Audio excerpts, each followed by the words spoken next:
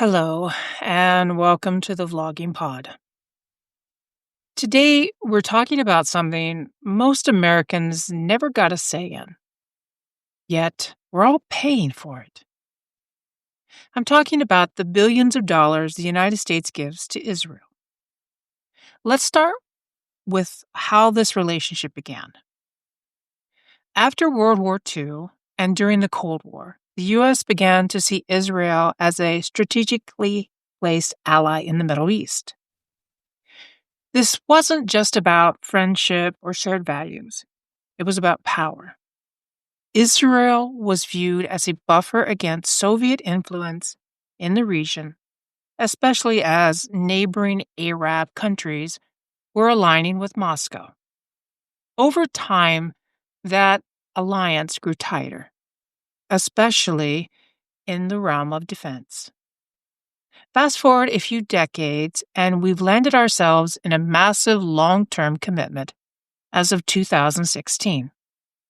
The U.S. locked in a deal to give Israel $38 billion in military aid over 10 years.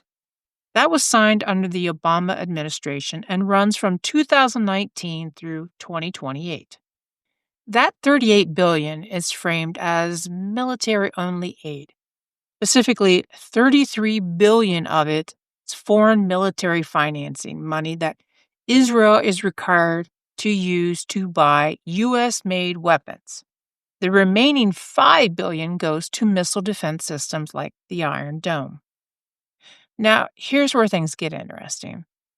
While that money is labeled as aid, Israel doesn't just stockpile weapons with it by offloading their defense costs to the U.S.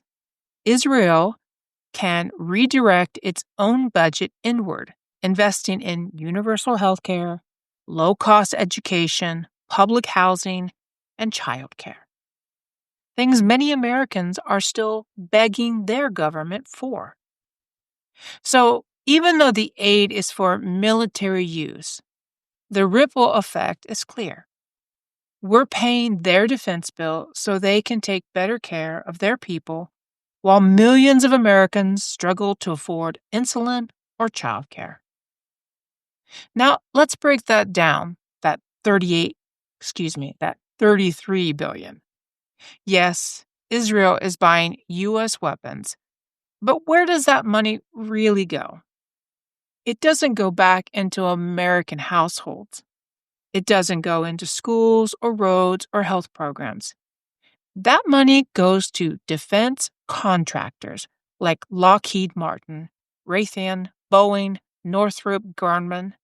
These companies build the jets, missiles, and surveillance tech that Israel purchases with U.S. taxpayer dollars. So, are we really getting it back? Technically, yes. The money returns to U.S. corporations, but practically, no. It doesn't benefit the average American. It goes into the pockets of a few massive defense firms.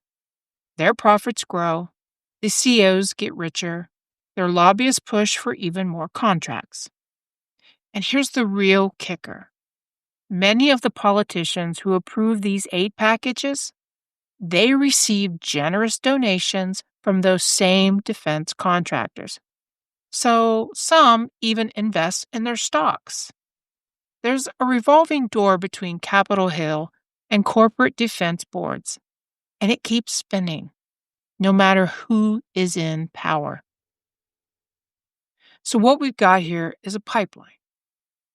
We send money to another country, they send it back to a handful of U.S. companies, and our elected officials keep the whole thing going, not for you, not for me, but for the profit machine.